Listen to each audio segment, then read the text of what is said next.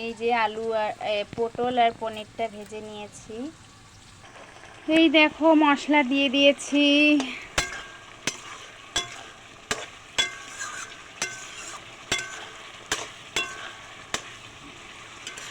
কালারটা খুব সুন্দর হয়েছে দেখো,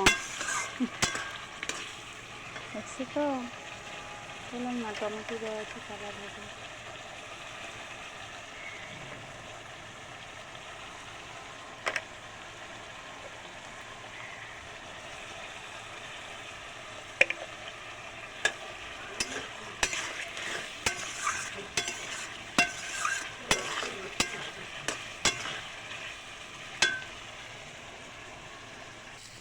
মশলাটা ভাজা হয়ে গেছে, এখন আমি জল দিয়ে দিব।